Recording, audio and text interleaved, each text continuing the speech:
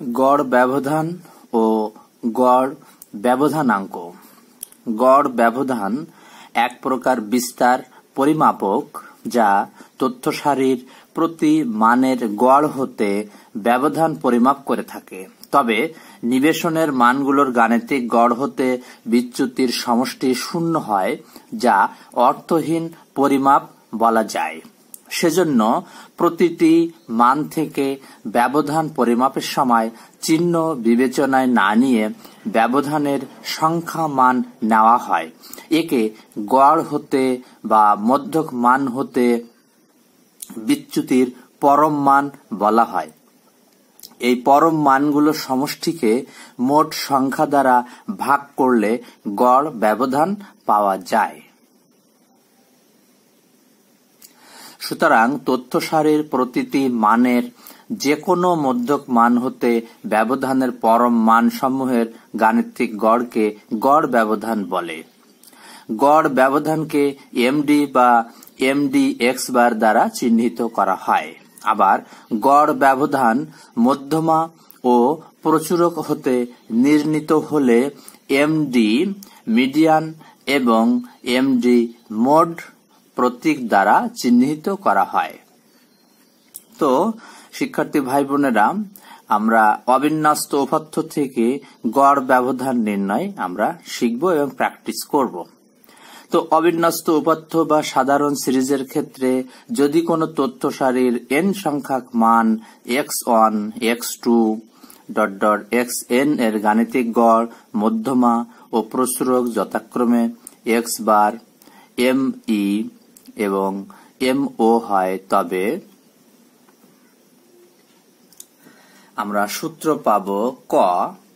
এই সূত্র বন্ধুরা মুখস্থ করতে হবে। এই সূত্র মুখস্থ এবং মনে যদি না রাখা যায় তাহলে কিন্তু অঙ্ক করতেই পারবে না, অঙ্ক মিলবে না। তো গড় থেকে গড় ব্যবধান নির্ণয়ের সূত্র হচ্ছে MD X bar equal to sigma X minus X bar, এখানে মাইনাসটা হচ্ছে ব্যবধান হিসাবে ব্যবহৃত হবে, এক্স মাইনাস এক্স বার ভাগ এন। এরপরে খ নাম্বার হচ্ছে মধ্যমা থেকে গড় ব্যবধান এমডি এমই তে median equal to sigma X minus ME by N. গ প্রচুরক থেকে গড় ব্যবধান MD MO mode equal to sigma X minus MO ভাগ এন। এখানে এমডি ইকুয়াল টু গড় ব্যবধান, এক্স হচ্ছে উপাত্ত, এক্স বার গাণিতিক গড়। এই যে চিহ্নটা হচ্ছে পরম মান চিহ্ন, যেখানে ঋণাত্মক চিহ্ন বর্জিত হবে অর্থাৎ বিয়োগ বর্জিত হবে, ব্যবধানটাই আসবে। এন ইকুয়াল টু মোট উপাত্ত। তো এক্স মাইনাস এক্স বার, এক্স মাইনাস এক্স বারের পরম মানকে অ্যাবসলিউট ভ্যালু বোঝায়। একে এক্স মাইনাস এক্স বারের মডুলাস বলা হয়। ঋণাত্মক বর্জিত মান বোঝানোর জন্য এই চিহ্নটা ব্যবহৃত হয়। পড়ার সময় পড়া হয় মোড এক্স মাইনাস এক্স বার, এই মোডটা ব্যবহার করা হয়। তো আমরা এখন একটা অঙ্কে যাব।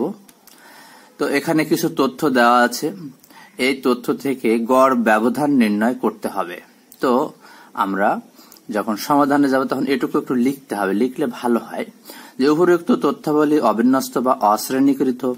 এই তথ্যাবলী থেকে গড়, মধ্যমা, প্রচুরকের যে কোনোটির মাধ্যমে গড় ব্যবধান বের করা যায়। এখানে গড়, মধ্যমা, প্রচুরকের প্রত্যেকটি ব্যবহার করে গড় ব্যবধান নির্ণয় করা হলো।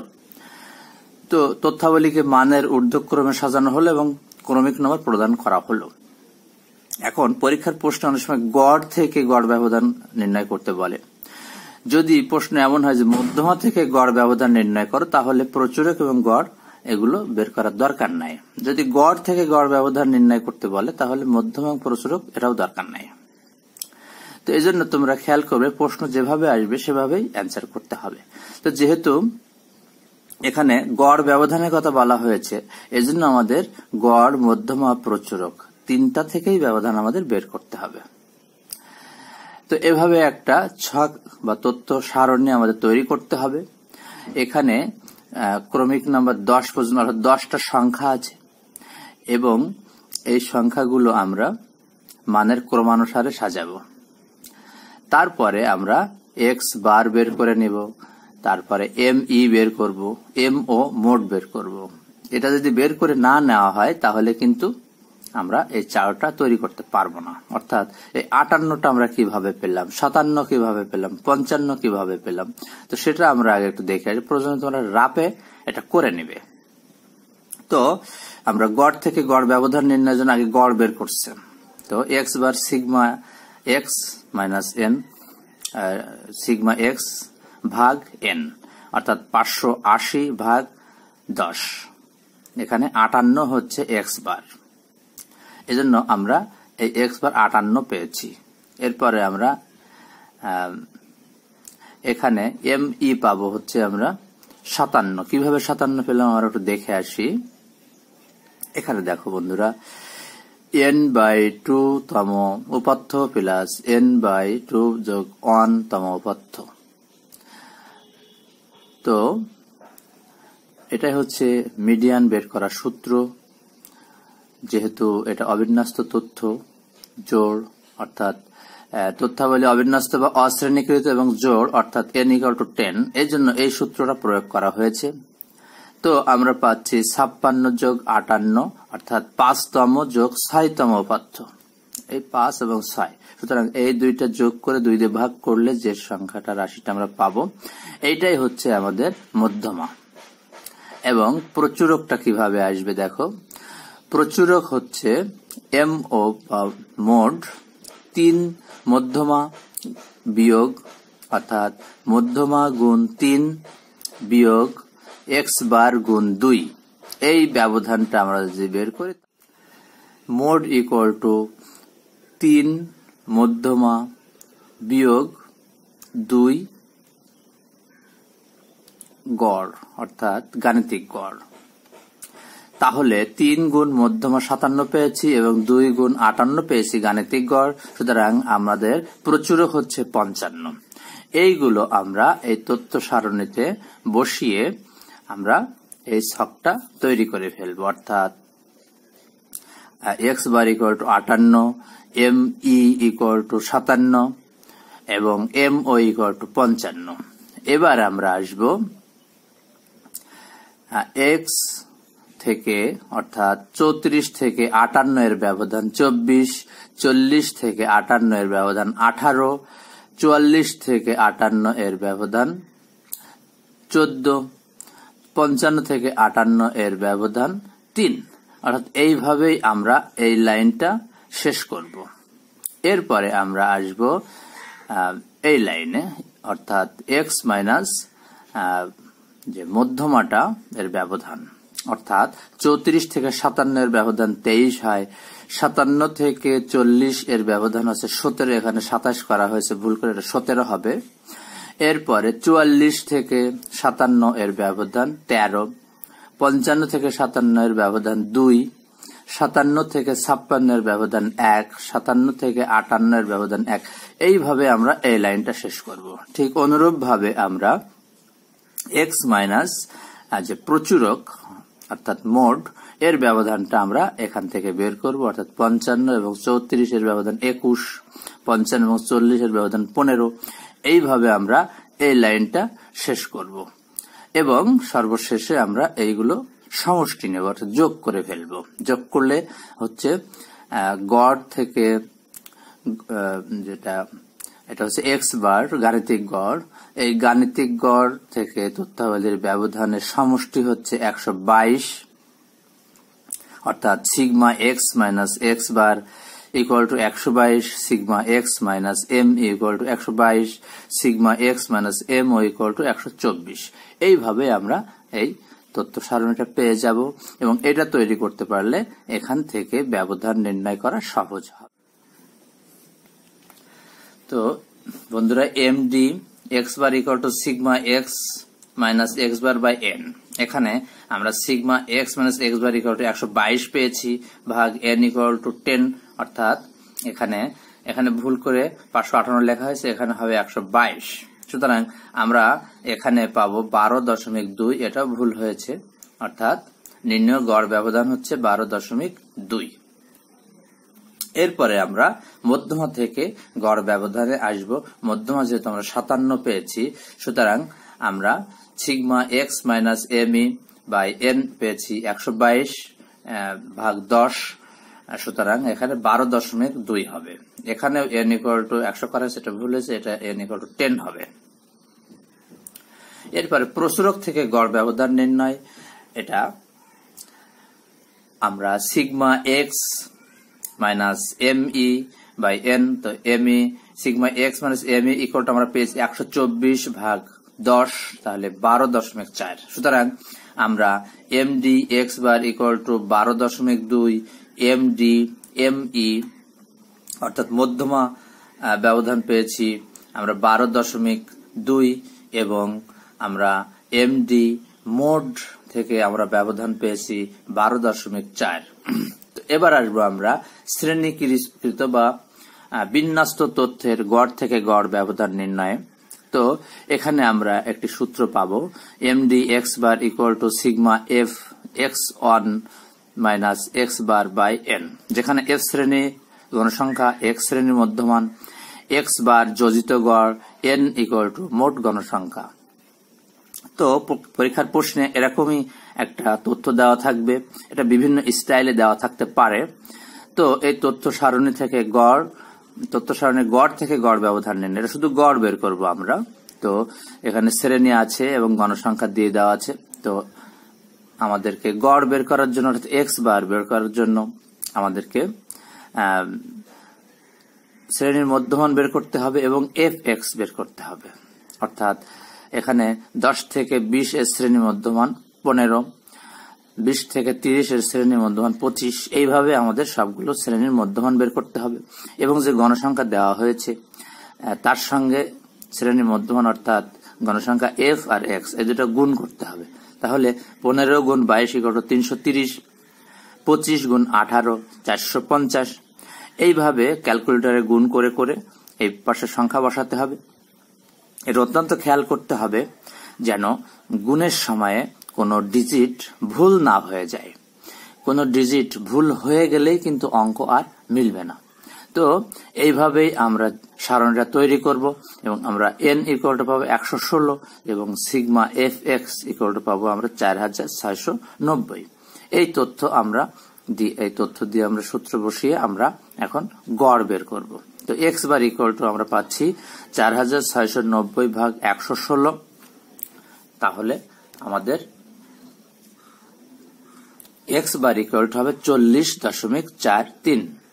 এটাই হচ্ছে আমাদের এক্স বার। তো এখন আমরা গড় ব্যবধান নির্ণয়ে যাব। এখানে এইভাবে আমরা 1 2 3 4 5টা ঘর আমাদের করতে হবে এবং এখানে শ্রেণীর মধ্যমান নিয়ে আসতে হবে এবং এক্স মাইনাস এক্স বার এবং এফ এক্স মাইনাস এক্স বার। তো এখানে আমরা এক্স বার ইকুয়াল টু পেয়েছি 40.43।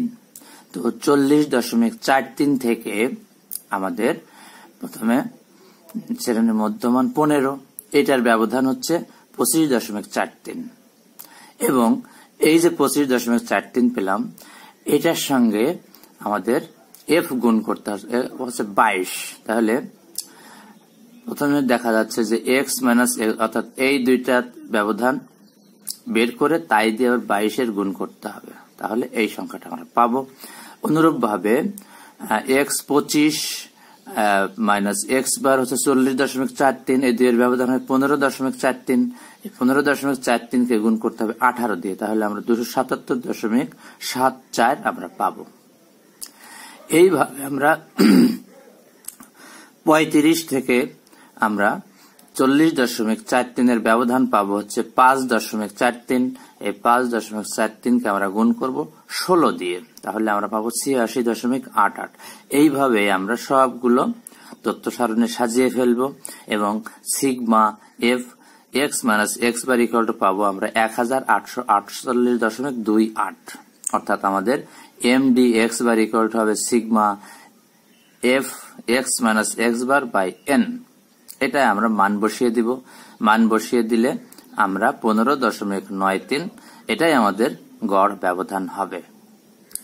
তো আমাদের অঙ্ক শেষ। এরপরে আমরা আরেকটি অঙ্কে যাব, শ্রেণীকৃত তথ্য, সেটাও। তো বিভিন্ন ব্যক্তির বাৎসরিক আয়ের লক্ষ টাকায় গণসংখ্যা নিবেশন দেওয়া হলো, তা থেকে গাণিতিক গড়, মধ্যমা এবং প্রসূরক নির্ণয় করে এর ভিত্তিতে গড় ব্যবধান এবং প্রতি ক্ষেত্রে গড় ব্যবধানাঙ্ক নির্ণয় করো। তো এখানে 0 থেকে 50, 50 থেকে 100 এইভাবে আমাদের তথ্যগুলো দেওয়া আছে, শ্রেণী দেওয়া আছে এবং গণসংখ্যা আমাদের দেওয়া আছে। তো এখান থেকে আমাদের গড়, মধ্যমা, প্রসূরক নির্ণয় করে আমাদের গড় ব্যবধানাঙ্ক নির্ণয় করতে হবে, গড় ব্যবধান এবং গড় ব্যবধানাঙ্ক।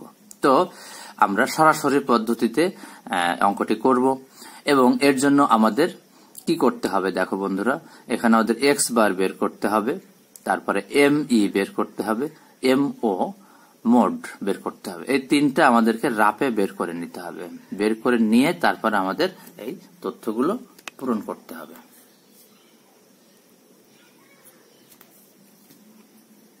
তো আমরা প্রথমে এক্স বার বের করব। X bar equal to sigma F X by N. তো আমরা সিগমা এফ এক্স কিভাবে পেয়েছি দেখো, এখানে আমরা এই যে মধ্যমান বের করেছি এবং আমাদের এফ, তাহলে 50 গুণ 2, 25 গুণ 2 ইকুয়াল টু 50, 75 গুণ 4 ইকুয়াল টু 300, 125 গুণ 9 ইকুয়াল টু 1000, 125, 175 গুণ 13, 2275, 225 গুণ 7, 1575, 275 গুণ 5, 1375। এইভাবে আমরা এই তথ্যগুলো যোগ করলে আমরা এটা 6700 পাবো এবং আমাদের n ইকুয়াল টু 40 হয়েছে। সুতরাং আমাদের গাণিতিক গড় হবে 6700 ভাগ 40, তাহলে 167.5। এটাই হচ্ছে আমাদের গাণিতিক গড়। এরপরে আমরা মিডিয়ান বের করব। তো মিডিয়ান আমরা বের করতে পারি, মিডিয়ান শ্রেণী যেটা, অর্থাৎ n/2, আমরা n/2 পাবো, অর্থাৎ 20। আর আমাদের 20টা আছে এই শ্রেণীতে, অর্থাৎ 28 শ্রেণীর ভিতরে আমাদের মধ্যমা শ্রেণী, এই শ্রেণীটাই আমাদের মধ্যমা শ্রেণী হবে। সুতরাং মধ্যমা শ্রেণীর নিম্নসীমা হচ্ছে 150, মধ্যমা শ্রেণীর নিম্নসীমা 150। এরপরে n/2 20 এবং fc হচ্ছে 15, অর্থাৎ মধ্যমা যে শ্রেণী থাকবে এই শ্রেণীর পূর্ববর্তী শ্রেণীর ক্রমযোজিত গণসংখ্যা 15। এইগুলো যদি বসাইতে ভুল করো শিক্ষার্থী ভাই বোনেরা, তাহলেই কিন্তু তোমার অঙ্কে ভুল হয়ে যাবে। তাহলে এইটা পেলাম 15 এবং 13 পেলাম মধ্যমা শ্রেণীর যে গণসংখ্যা সেটা, এবং এটা হচ্ছে শ্রেণী ব্যবধান। এই তথ্যগুলো যদি আমি সূত্রে বসিয়ে দিই তাহলে আমি মধ্যমা পাবো 169.23। ঠিক অনুরূপ ভাবে আমরা মোড নির্ণয় করতে পারি। মোড আমরা পাবো যে প্রচুরক, অর্থাৎ যে তথ্যটি বেশিবার সংঘটিত হয়েছে, তাহলে 13 বেশিবার সংঘটিত হয়েছে। সুতরাং এই শ্রেণীটাই হচ্ছে প্রচুরক। সুতরাং আমরা এই তথ্যগুলো এখানে বসিয়ে দেব, অর্থাৎ শ্রেণী প্রচুরক শ্রেণীর সর্বনিম্ন সীমা হচ্ছে 150 যোগ আমরা পাবো যে প্রচুরক শ্রেণীর যে গণসংখ্যা তার পূর্ববর্তী গণসংখ্যার ব্যবধান, এবং এটা আসবে মধ্যমা শ্রেণীর গণসংখ্যা থেকে পূর্ববর্তী শ্রেণীর, অর্থাৎ del1 যোগ del2 গুণ 50। সুতরাং এইভাবে আমরা যদি প্রচুরক বের করি তাহলে আমাদের প্রচুরক হবে 170।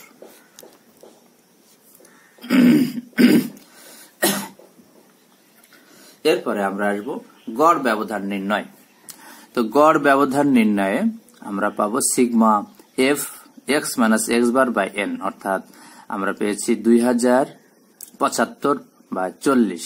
2075 কিভাবে পেলাম, আমরা এই যে চার্ট করেছি তার তথ্য সারণী, এখান থেকে আমরা এগুলো যোগ করে পেয়েছি 2075। এটা আমরা এখন সূত্রে বসিয়ে দেব, তাহলে আমরা পাবো 51.875 প্রায়, অর্থাৎ 51.88। এখানে 51 হবে।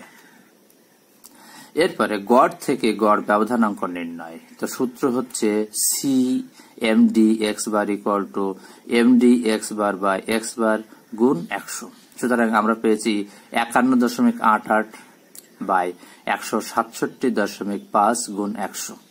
এখানে আমরা পাবো 30.97।